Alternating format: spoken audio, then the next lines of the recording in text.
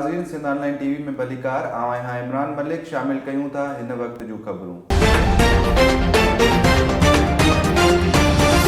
नज़ीन कंडियारो लग ॻोठ काणियान कलोड़ो में कलोड़नि जे नेक मर्द मज़हर कलोड़ो पारां ॻोठ जे बासरनि जी ज़ातियुनि ख़िलाफ़ नेशनल प्रेस क्लब अॻियां एहतजाज कयो। उन मौक़े ते हुन दाहींदे चयो त ॻोठ सां तालुक़ रखंदड़ अनिल मुनीर कलोड़ो जीअण जंजाल करे छॾियो आहे। हुन चयो त मुंहिंजी ज़मीन ते कब्ज़ो कयो पियो वञे। अनिल कलोड़ो पाण खे गोली हणी पाण खे ज़ख़्मी करे थाणे ते पहुची मूं ते इल्ज़ाम हणी मूं ते कूड़ो केस दाख़िल करणु चाहे पियो। हुन दाहींदे चयो त वज़ीर कलोड़ो, अनिल कलोड़ो, मुनीर कलोड़ो ऐं ॿियनि सां मामिलो हलंदड़ आहे, जंहिंजो मोहब्बत देड़ो थाणे ते केस दाख़िल करायो आहे। पुलिस हिकु जवाबदार वज़ीर कलोड़ो खे गिरफ़्तार बि कयो आहे। अनिल कलोड़ो पाण खे ज़ख़्मी करे मूं ते ऐं मुंहिंजे ड्राइवर मोहम्मद नसीम कलोड़ो ते केस दाख़िल करणु चाहे पियो। हुन वस वारनि खां मुतालबो कयो आहे त मामले जी जांच करे बासरनि ख़िलाफ़ क़दम खंयो वञे।